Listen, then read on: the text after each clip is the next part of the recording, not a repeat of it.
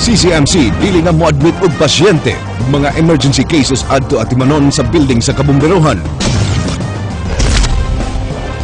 Calamity loan itanyag sa pag-ibig. Mga housing loan mahimong dili bayaran sunod sa 3 ka buwan. Mga kandidato sa Bohol gidid-an sa pagpangampanya. Ang elections gisugyot nga ipahigayon sa dili pa matapos ang termino sa mga barangay officials. Korte sa Sugbo nangita og kabalhinan, mga kawani temporaryo nga nagtrabaho sa gawas. Customs collector sa Sugbo giilisan na sad, mangawang out, Alcazaren in.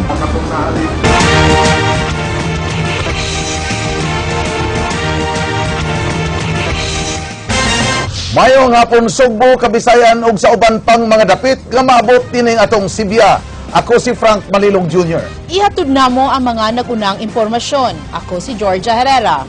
Georgia, mga kapatid, karong adlaw mao'y sumad sa pagtayog sa 7.2 magnitude nga linog dinhi sa Kabisayan. Tungod sa maong hitabo, dabalda dili lang ang trabaho apan hangtod usab ang klase. Daghang mga lawak saringan kun classrooms ang nangaguba. Ug nunot sa nagsingabot nga piniliay sa Barangay Frank, ipasusi og balik sa Department of Education Region 7 ang mga classroom sa rehiyon nga mo'y gamiton sa eleksyon. Inegresyong sa klase karong Nobyembre 4, mogamit una og makeshift nga classrooms ang mga tinun-an. King Perez, Sugin Limi.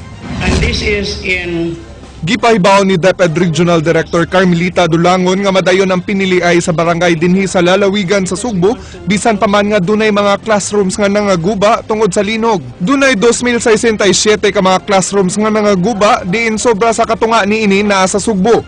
9 milyon ka pesos ang gibana-banang kantidad sa danyo sa maong mga classrooms.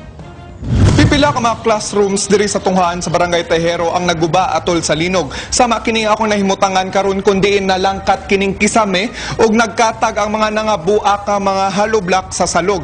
Apan giklaro sa DepEd 7 nga way angay kabalaka ang katawhan tungod kay gipasusi na pagbalik sa tanang school superintendent sa Sugbo ang kahimtang sa mga classrooms. Lakip na sa katong mga nahimutang sa ikaduha ngadto sa ikatulong andana kun angay pa ba kining gamiton alang sa piniliay karong Lunes. I hope that by Thursday, ma-identify na nila and then communicate with COMELEC. Kaya ang pag-identify sa presinto, importante maguna siya so that by Monday, dili magkabuang ang mga mobotar.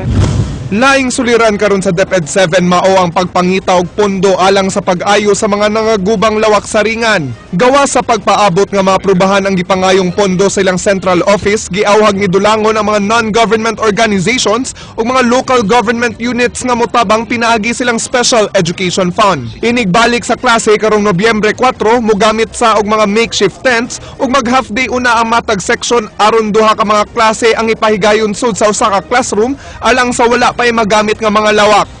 As of now, naghimo pa ta og overall plan as to the repairs of the different schools in the different divisions. We're talking here of 19 schools divisions manggod. Ato lang iampo nga wala na ning aftershocks. King Perez, News 5. Sa labing unang higayon, ang Cebu City Police Office mipasiugda og peace covenant signing sa mga kandidato aron hapsay ang pagpadagan sa umaabot nga barangay election sa Dakbayan sa Sugbo karong Lunes, Oktubre 28. Ray Pasaporte, Sugin Limi. Lord, God bless you and your family and your barangays, the Father, the Son, and the Holy Spirit. Gisugdan ang pinirmahay ug usa ka santos nga misa dinhi sa Guadalupe Gymnasium. Mitambong ang mga kandidato sa Barangay Guadalupe, Kalunasan sa Pangdako ug Mambaling. Ang Barangay Guadalupe ug Kalunasan gipaubos sa areas of concern diin dunay init nga panagribal sa mga supporters. Kini mao'y unang higayon nga ang CCPO mipatawag sa mga kandidato aron mopirma og kasabutan nga himuong hapsay ang piliay. Even before, kasama lang sa aming security plans for barangay elections ang to initiate peace covenant signing. Remember that we had the same practice during the May 13 elections. Yung template na yun ang ginagaya rin natin sa barangay elections. Dugang ni Romana, nga ang eleksyon sa barangay lahi sa miaging piniliay kay mas init ang panagribal sa mga kandidato atol sa ilang pagpangampanya kay sila mismo ang nagpapili. Ilakip sa kapulisan sa areas of concern ang barangay Ermita human ni tumaw ang kagubot niadtong Sabado sa gabi diin ang mga supporter sa duha ka kandidato nag-away nga miresulta sa pagkabuak sa samin sa patrol car nga nitubag og protection alarm. Sa Guadalupe upat ang magpapili pagkakapitan, upat sab sa Kalunasan ug duha sa Sapangdako. Last election po 2007, wa gyud ko kahinumdum nga ni-tolerate ko anang mga binuang kana bang what you call this mga black propaganda which is mao kay kintalay sinugdanan sa away. Ako gani karon sigihan ko nilag batod sa kumsa, sigihan ko nilag sultig bakat tanan. Kundi convict mo captain, smile yung may gubot biya. In fact, magitanan sa akong pulong-pulong di ko manaot, no? Kay hindi ko ganahag-away dyan. Gihimakak ni Gakasan nga ang ilang kampo mo ay nagsigig panaot ni Failar. Samtang 5 ka independente sa pagkakonsihal sa barangay Mambaling ang mitambong sa pinirmahay. Naka-decide mi nga moari sa covenant signing tungod kay gusto na mo nga malinawon og malambuon og peaceful gyud ang eleksyon sa Mambaling tungod kay daghan may mga kandidato 56 ka councilor. Repasaporte, News 5. Gidili ang pagpangampanya sa mga kandidato sa barangay election sa Bohol karon nga na-postpone na ang piniliay sa maong lalawigan. Ang barangay elections didto giplanuhan nga ipahigayon sa dili pa mapupos ang termino sa mga barangay officials sa katapusang adlaw sa Nobyembre. Andrea Patenya, Sugin Limi. As a matter of fact, in our first recommendation, what we needed if... Nadawat na kaganihang buntag sa COMELEC Region 7 Office kining minute resolution gikan sa COMELEC on bank nga nagpostpone sa barangay election sa tibuok lalawigan sa Bohol tungod sa grabing kadaot nga hatod sa 7.2 magnitude nga linog niadtong miaging Martes. Mato ni COMELEC 7 Regional Director Attorney Temi Lambino kung siyang pasultihon, kaya raman unta sa manpower sa COMELEC nga ipadayon ng eleksyon sa Bohol apan base sa rekomendasyon sa mga local officials didto sa DILG ug sa Bohol Chamber of Commerce, di kini mada sa ilang local resources lakip na sa mga magtutudlo nga grabing naapektuhan sa linog. The better option was indeed the postponement of the whole province so that later on we can concentrate our resources, not only the COMELEC people or manpower, but also the local government people as well as for our security, the armed forces of the Philippines and the Philippine National Police. Wa pa'y nadawat nga resolusyon si Lambino kung kanusa ipahigayon ng eleksyon sa Bohol apan sa iyang pakigsulti kang COMELEC Chairman Sixto Brillantes Jr. nasabutan nila nga sa Nobyembre 25 na ipahigayon ng eleksyon sa Bohol sama sa Zamboanga. Gipili nila ang maong petsa aron wa na'y panginahanglan sa paghatag og holdover capacity sa mga incumbent barangay officials. Sanglit Nobyembre 30 pamansad mapupos ang ilang termino. Kung November 25 na ang elections, nagpasabot kini nga masibog sa ang campaign period ngadto sa November 15 to 23, mao nga gidili na ang bisan unsang matang sa pagpangampanya karon sa Bohol.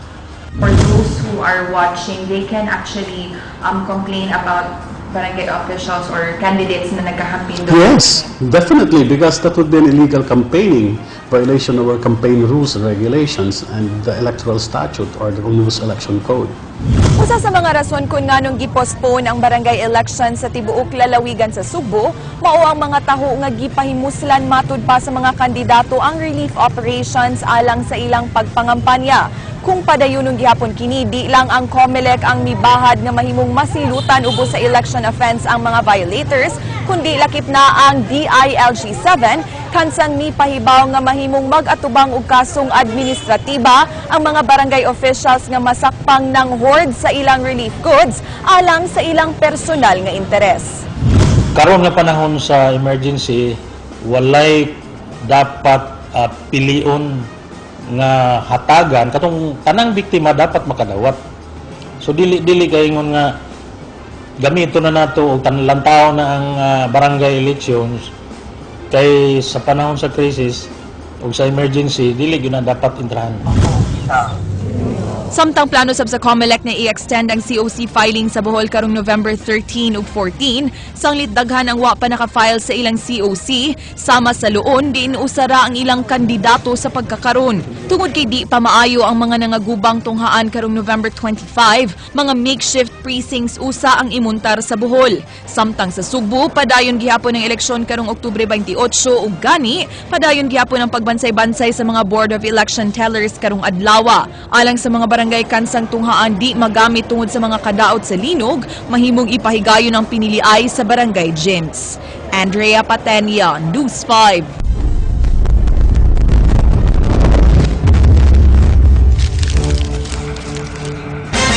Lakip nga gibisita sa News 5 ang lungsod sa Clarin, Bohol aron masayran ang kahimtang sa mga residente human sa linog. Jinky Bargio, Sugindimi.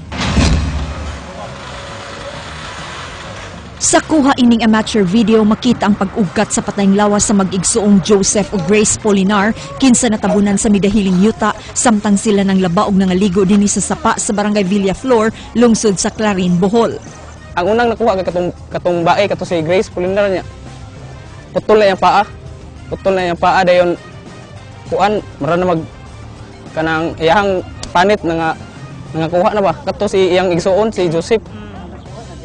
Kato si Joseph niya, mo to gi-apil og kuha tong tiil ni Grace nga nabilin. Samtang sahaya ni Manang Aniseta Dadoy, gihikta na lang ang iyang lungon og pisi aron di kini mahog, matagtay og sa kusog nga mga aftershock. Namatay ang biktima dihang nahulgan og hollow block sa ilang panimay. Isinggit ko nga, ini. Gawin na singgit natin, guwa na siya, kita ko, guwa na ini. Guwa na siya. Sa paglagot, maawa, abtang sa pagkagsak. Sa barangay Bonbon sa lungsod gihapon sa Clarin, daghang apektadong pamilya ang nagtapok dinhi sa usa ka pribadong luna nga gipinag-iya sa doktor. Gibanla sa dagkong bawd ang ilang mga payag diyang nahitabo ang linog. Silang tanan nagpahaba kay wa na sila'y kaulian. Dinhi sa temporaryong evacuation center nangasakit na ang mga bata. Tunay mga bata jo nga kagagmay gilain na mo didto ang mga angkan. Nadyo pa yung mga ubumam na po hilanap, pero namang gihapon mo suportan nga muhatag utambal. Nangandoy sila nga unta maabdan silang trapal alang sa temporaryo nilang kapasilungan. Jinky Bargio, News 5.